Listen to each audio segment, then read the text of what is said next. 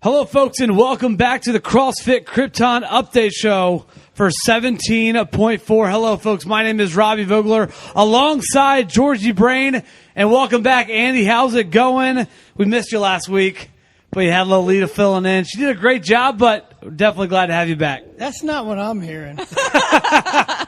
I'm hearing from everybody out there that they wanted Lolita back. So I'm sorry you got me this week again. I don't know that the dads wanted her back. Yeah. She did a great job, and actually that is the true meaning of the better half, right? Anyway, so you wanted me to go ahead and kick off? Yeah, let's start off with your thoughts about 17.4. 17.4, as we well know, is 16.4. We did this workout 1 year ago. Andy, talk to us about kind of your thoughts going into it. You know, what were your first thoughts when you heard that 17.4 was going to be a repeat of last year's 16.4? For me, it was the rower, but for everybody, it's just 55 deadlifts. Yep. And if that's your crutch, that's your hard part, then it is. If the weight's really heavy, then right. The deadlifts are the hard part. The 55 wall balls, I guess everybody tends to get through those and has no issues with the 55 wall balls. The rower is forever. I think it took forever. I think that's the part that you get on it, you're rowing, and next thing you know, you look and you only have 20, 25 calories. Right. Exactly. Not even halfway. And then when you get off the rower, you hope you have enough time and enough energy to get to the handstands. And for a lot of people, the handstands are, without a doubt, the hardest part. And the 55 handstands tend to be the part where people who are really stronger than most hope to get there as soon as possible and have enough time to get through those, because you can't necessarily, unless you're Alex Smith, you can't really get through those really fast. And I think you saw a lot of people saying, you know what, hey, it's just, you know, for some of the elite athletes, for some of those people that knew they were going to get to the handstand push-ups, it was just like, hey, it's a workout until you get to the handstand push-ups, and then that's where the game changer is. You know, like, even if you just got one handstand push-up, I'm sure it knocks you up the leaderboard tremendously. You know, whether it was, you know, you were down, whether it's your first time doing it or, you know, you're in contention, getting at least one or two handstand push-ups is going to, you know, put you above so many people that don't have that skill yet. Talking about that, and like we were saying, some of the elites and the notable performances, the cool thing about repeat workouts, and we've talked about it before, is the improvement from year to year. Now, that's one of the cool things that you do in CrossFit is you repeat workouts from time to time to see if you can get better 6 months ago or from a year ago. Georgie, we were talking before, and you kind of were briefing us a little bit on how many people. There were so many people at CrossFit Krypton that improved from this workout from just a year ago. Let's talk about those people just a little bit. Absolutely. Well, yeah, a little bit. So if we don't mention your name specifically, it's not because we don't love you. It's just because there are so many people here that did better than they did last year. But I got to say, personally, this was the workout I did not want to redo. Yeah. It was demoralizing for me last year. I remembered it very specifically, very painfully, and I just wanted to get off and get some handstand push-ups this year, because for me, that actually was where I excelled in this workout, was just to be able to do those. I would have rather started with that. But we have a lot of people most people here actually had handstand push-ups going into this, so it's just a matter of 55 is quite a lot to do as a chunk. So it was getting there, giving yourself enough time and getting through those. As a gym, we had an improvement with 35 people. Awesome. And averaged about 18 reps. So there were some, you know, we had as few as 1 rep improvement all the way to as many as 65 rep improvement. Right. So it just mattered where you started from last year, how much you had, how much space you had to How improve. many people did we say we had new first-time open people? Oh, like geez. 50. We had, I haven't fully counted those, but like, we had a whole... It was a lot. We have a lot that were It was first like timers. 40 or yeah, so? yeah, 30 So to that 40 means we people. had 60, 65 people, and you said 35 had improvement. So that's over half the... Well, the first timers we don't know. I'm talking about the people who did it over again. Yeah, absolutely. So you had over 50% of the people it got better. Yeah, absolutely. So there were huge improvements. About 14 people had a 10 rep or so improvement from that 0 to 10 range. Then we had 7 that improved 10 to 20 Yeah. reps, another 7 from 20 to 30 reps. We had 2 people that had 30 to 40 rep improvements, 2 with the 40 to 50 rep, and then 1 with 65 improvements. Awesome. So maybe a good shout out to a few of those people. Anthony Lewis had 65 reps increased from his first go at this, and that seemed to be because the deadlift was so heavy. Definitely. So he improved his deadlift a lot, was able to get out of those and move on to the wall ball. And I think you saw so many people, and obviously this was a workout that if you do have handstand push-ups and you're going to get to those eventually, you got to pace yourself out. You don't want to go, too quickly out the gate. You don't want to, do 55 straight deadlifts and right into the wall balls. You want to take your time. And so many people redid this workout from the first time. I think, this was one of those workouts. It's a longer one. It's that kind of chipper format. But more people did it knowing they could, a little bit of tweak here and there could improve their score by 20 to, maybe not 20 to 30 reps, but for some people, a lot more reps than the first go round. And I think that had a big atmosphere and just a big time movement on this workout. Talking to us about the atmosphere, we talk about Friday Night Lights every week, and I think that's one of the coolest moments and coolest things that we do here at Krypton during the Open is Friday Night Lights. Talk to us about, just kind of your favorite, just real quick, just kind of your favorite moments from Friday Night Lights and kind of what you were expecting and kind of what you saw. We'll go to Georgie first, then we'll go to Andy. I'm so not even ready for this. I just did a lot of judging this Friday because I didn't actually do this workout till Monday because, like I said, I didn't like it, and so I procrastinated and put it off for as long as I could. But it was really great to judge a lot of people, especially those that I had done it before, and to encourage them along. And I just think this Friday, just the entire momentum was great. Everybody was judging everyone, and I don't know. No one thing stuck out for me. Yeah. It was just the community as a whole and the pain faces, working through that row. Cause for me, that's where the suck really was Definitely. On the rower. Those calories just ticked by so slow. Right. And then of course afterwards, seeing all the upside down pictures for the handstand push-ups was entertaining as well from our member Jen. Andy, any moments that kind of popped out to you, whether it was during it or something you heard after? Well, speaking of Jen, I think we should give Jen a shout out for taking all the pictures and posting those out. And I know for me, I saw a lot of people using those pictures as their new profile pictures. Yeah.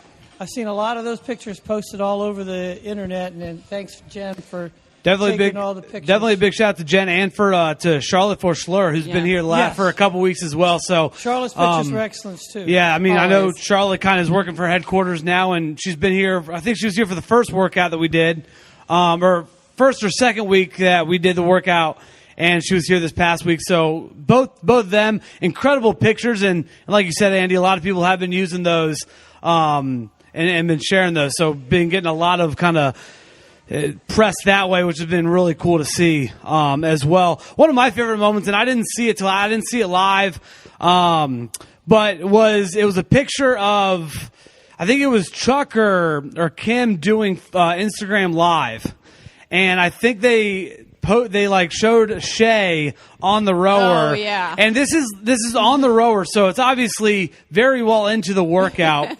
And she just got this biggest smile on her face, and she's Instagram living. It was with her mom, who was in Key West visiting her brother. Right. So while she's doing the workout in the middle of the row, she's saying hi to her brother and sister-in-law and her mom. And she's smiling and laughing, and I was judging her, and we're all standing there laughing, and I'm like, I remember being there was no way I was laughing at that point in the workout, but she's just all smiles. Yeah. And I think that was one of the cool things that, there's so many things that you can do taking a picture and so many things that a picture can say. And maybe 10 seconds later, her face may have been in pain, but at that moment, it was a very cool moment to capture. Just a very cool thing that she was doing. This week, we're doing a little bit different. We talked about the accomplishments. We talked about the improvements of this workout from last year. This year's Spirit of the Games, we did it a little bit differently. Instead of having the gym vote, we actually are taking the most improved, or the athletes that kind of improved the most from last year to this year, And, we crunched some numbers and did that. Georgie, talk to us about just those thoughts and talk to us about our Spirit of the Games Award winners for 17.4. So how we kind of came to this conclusion, because, we said we had so many great improvements, and I'd like to just, note also, that Elisa improved 42 reps, Lindsay Jacoby 49, Kate Arrowwood 40, and Kelly Boblet 37. So these are all huge numbers. Yeah. So, and those are especially for like Lindsay and Kelly. And no offense to the other ones, but for those two, they already had high numbers. They're already at incredibly high numbers. Exactly. They're at regional athlete level competition, and to get that many rep improvement is quite impressive. Right, it is. Because if you compare them actually, so speaking of that, you compare them to our top guys, Adam, Ben, Dane, and Alec, they all actually, across the board, had a 12 rep improvement. So, which is impressive. It's still impressive, and it's coincidental, really. It's like, okay, 12 reps, and maybe they train together. I don't know. Yeah. But, so the two that really stood out to me, though, as far as improvement goes, and that really shows how hard they've worked from one year to the next, on the female side was Johanna Milchuk, because last year she did this workout scaled, which meant only a 95-pound deadlift and a 10-pound wall ball to the 9-foot target. She did 209 reps last year. This year she had to add 60 pounds to that deadlift. And she had to use the heavier wall ball. Right. And she did less reps, but 163, so that's nearly completing that row. So that's a whole lot more intense. Definitely. Which is, what we preach in CrossFit. Right. Is sometimes you have to up the intensity level, and you're going to see those reps go down overall, but that doesn't mean you're getting worse. You're actually getting better. Right, and I think one of the cool things for people that went scaled last year that maybe switched over to RX, and we didn't have many in our gym, but that was one of the main one of the coolest examples, because you think about that. Instead of 95 pounds, they're putting 155. There's that weight is so much different. The wall ball weight's so much different, and almost completing the row is just an incredible feat for anyone that's doing this workout, but especially someone over the last year has improved that much. Talk to us about. They didn't scale the row. No, and I also want to note she's Let's a be master's honest, athlete. that She's row's 50 still the to hardest 54, part. so she's a master's athlete. So she's making she's doing this, making a huge jump. She's not a 20-something that's fresh out of a definitely sport, She's working hard for it. So that really impressed me. And then the other one. Colin Chen. Yeah. So last year he was in the 14, 15-year-old division, which we also know is a lighter weight, a smaller wall ball. So he did 135 pounds with a 14-pound wall ball. And this year he had to make a 90-pound jump to 225 pounds on the barbell. Wow. And he still got into the handstand push-ups. Wow. So he did 191 reps this year. So I was super impressed, seeing that as well. Yeah, pretty impressive by Colin there. It's cool just to see kind of the evolution of CrossFit and just kind of how people do from year to year. And that's why I think it's so important to see repeat workouts, because it really, you get to sit back and you really get to see these athletes that you may remember the exact moment of when they were on that workout a year ago. You get to see them 1 year later doing the exact same thing, and they're either doing it better than they were, or they just feel more comfortable on it. It's a very cool thing as a spectator and as someone that watches people work out all the time from all over the place, and especially here at Krypton, to see your peers working out is a very cool feeling. I also think it's pretty impressive that, at least for our more elite athletes, again, they do this WOD, which is, we all think, pretty hard anyways. Yeah. And then somewhere in their mind, they decide, I'm going to do it again. Right. And they redo it. Yeah. Now, as many as 4 reps makes them happy and makes them an improvement. That's a great thing for them. But some of them, like I think Alec had a whole lot. He had like 10 or 15 more improvements. So it's pretty impressive to do it once and do it at a high level that they do it, but then to do it again in the same weekend is pretty cool. And it's worth noting that, I was talking to Lindsay before we're recording this episode, and she said last year this was the worst finish that she had ever had in the Open last year, this workout. And then this year, that improvement was the best Open finish that she had ever, and bumped her up the leaderboard a couple spots, and she was kind of right around that, top 20, right at the lower end of the top 20. So a very big improvement with 1 week to go. And guys, we have 1 week of the Open. 4 down, 1 to go. A lot of people have a lot of speculation of what is going to be the final movements of the Open. Andy, final thoughts and predictions for 17.5. Well, final thoughts for me. I'd like to say I think that the athletes are elite athletes. It's fun to watch our friends. It's fun to watch all the improvements and see our friends go and do the things that we do at the Open. It's we see them every day when we're in class or on a Saturday, so it's fun to see us all compete. But really, it's to see the guys like Alec, Ben, Dane, Lindsay, Kelly, Adam, and see them up front and doing it in front of us, right in the same building. They're usually coaching us. They're usually helping us. They're usually giving us pointers, and we don't ever get a chance to in person see them up that close and really root for them like we'd like to.